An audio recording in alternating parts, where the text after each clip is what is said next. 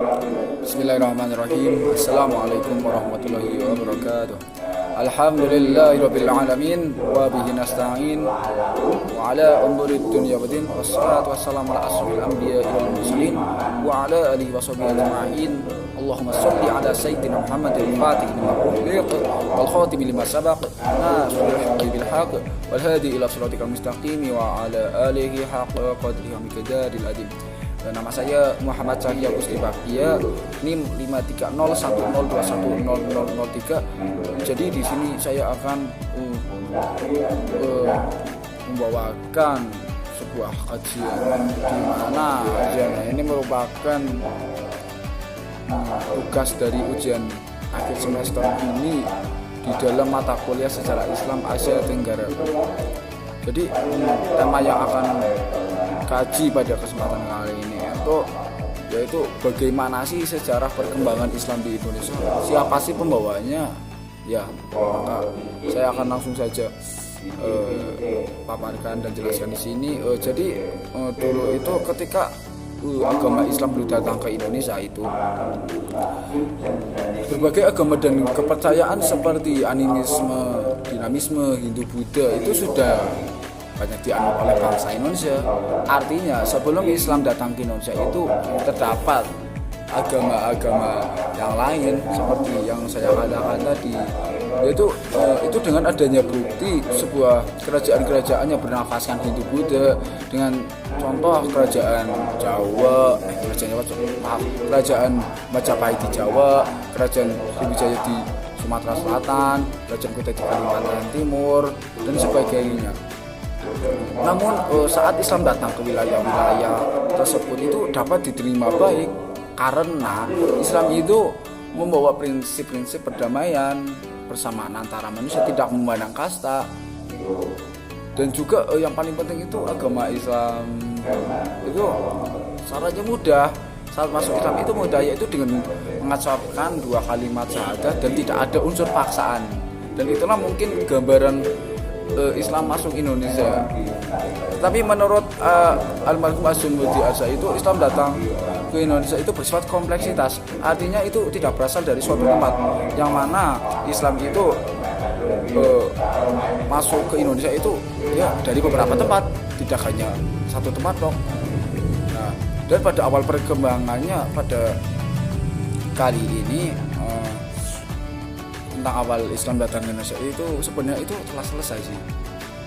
Tepatnya pada 1963 di mana itu diadakannya seminar nasional, yang mana seminar ini dihadiri oleh ahli-ahli sejarah. Dan akan tetapi saya katakan bahwa sebelumnya proses Islamisasi dan kedatangan Islam di Indonesia itu merupakan sebuah kejadian challenging. Artinya itu sebuah tantangan di mana perkembangan Islam di Indonesia itu ya kita bisa koreksi lagi. Kita bisa untuk mematkan sebuah teori ke teori yang lain. Dan dalam konteks saya ini, saya akan memaparkan teori tatanan Islam ke Indonesia sebagai satu bahan kajian kita bersama. Yang mana teori-teori dari hal ini ada beberapa teori. Yang pertama itu ada teori Arab. Kenapa ada teori Arab? Ya, teori ini juga karena teori ini itu didukung oleh seorang tokoh bernama, salah satunya itu Hamka.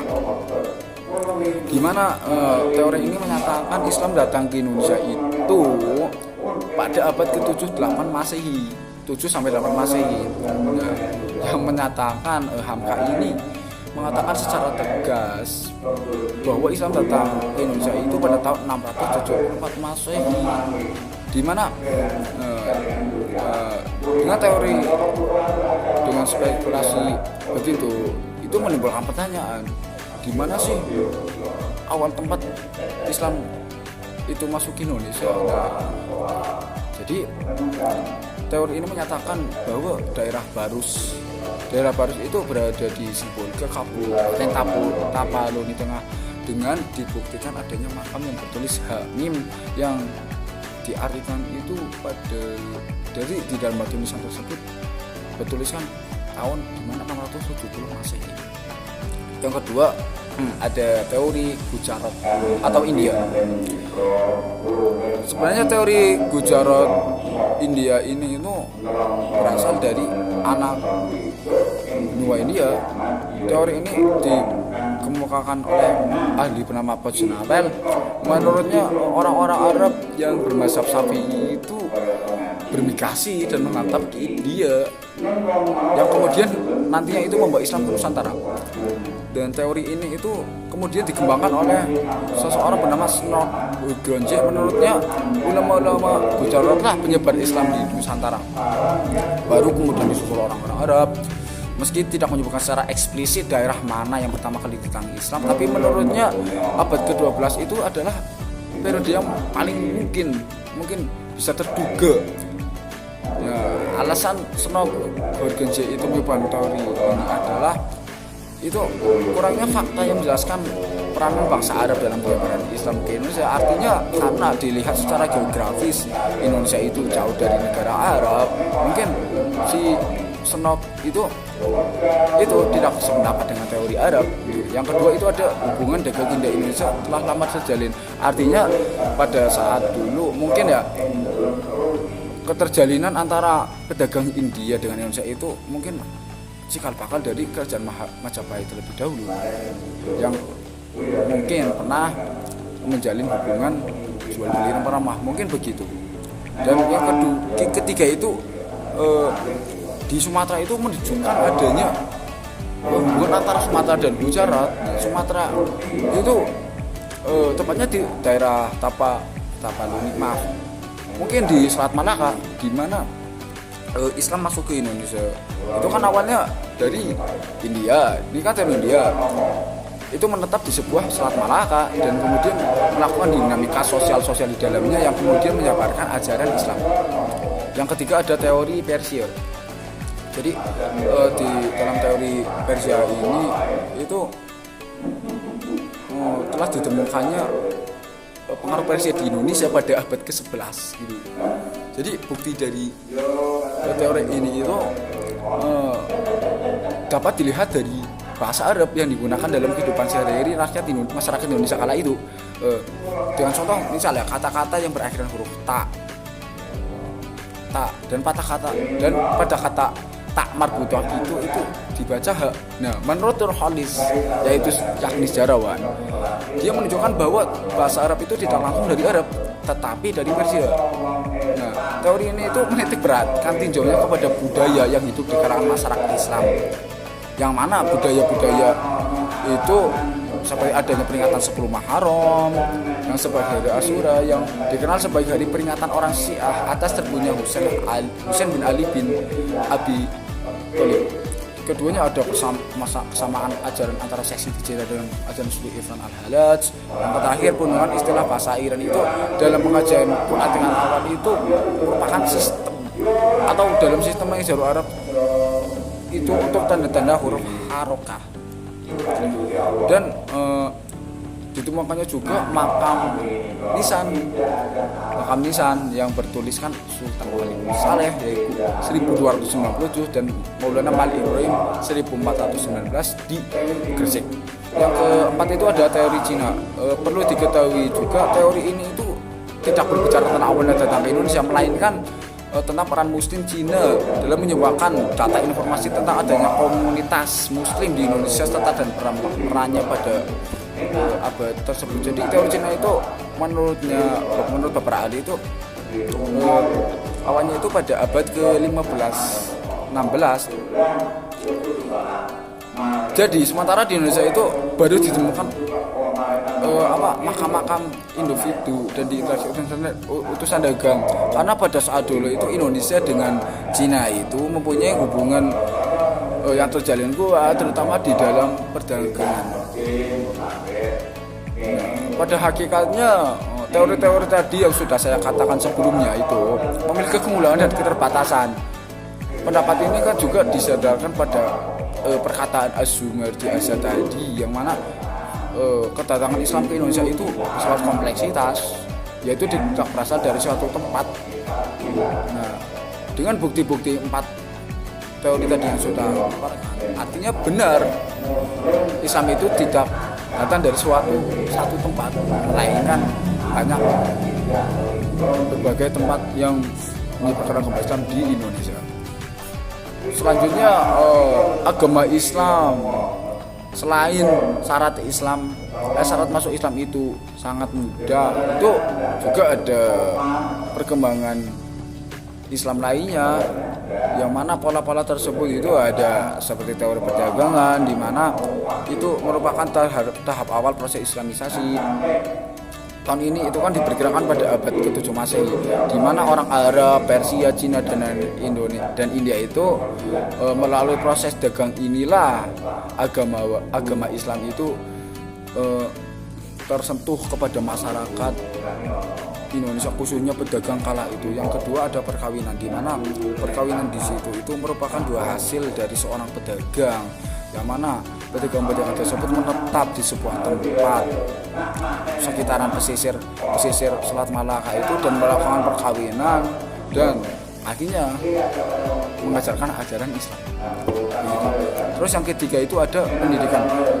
Nah, melalui pendidikan itu maksudnya dilakukan oleh para ulama, kiai, guru agama yang mendirikan pondok pesantren bagi para santri. Berarti proses Islamisasi yang menggunakan pola pendidikan itu merupakan turunan dari pedagang-pedagang dari negara yang saya katakan tadi seperti Arab Saudi, India dan Cina itu, yang mana memunculkan seseorang ulama yang dimana mengajarkan agama Islam di dalam pondok pesantren yang kemudian disebarkan melalui pendidikan Islam seperti pondok pesantren. Yang keempat ada politik, di mana jadi kan pedagang itu juga tidak hanya ke masyarakat Indonesia saja, dia juga merangkul kepada raja-raja untuk melakukan proses Islamisasi. Contohnya itu Sultan Demak, dia mengirimkan pasukannya di bawah kekuasaan Fatahillah untuk menduduki wilayah Jawa Barat, di mana dia memberikan untuk menyebarkan Islam. Yang kelima ada kesenian dan budaya. Kesenian itu merupakan proses Islamisasi yang menarik sih, agar masyarakat itu memeluk agama Islam dengan cara menyajikan kesenian lokal yang di dalamnya Islamisasi dalam kesenian budaya itu seperti ya kayak seni bangunan bernuansa Arab, Saudi India tadi, seni pahat, ukir, tari, musik dan sastra. Dan saluran seni yang paling terkenal dalam melakukan proses Islamisasi di Indonesia itu yaitu wayang dan musik. Mungkin itu. Yang terakhir itu ada tasawuf, di mana tasawuf itu kan merupakan sebuah ajaran untuk mengenal adanya Tuhan, di mana tasawuf dalam Islam itu mendekatkan diri kepada Allah sehingga memperoleh hubungan langsung dengannya. Ajaran tasawuf ini punya persamaan dengan alam pikir mereka, sehingga agama baru itu mudah dimengerti dan dimengerti, yaitu agama Islam.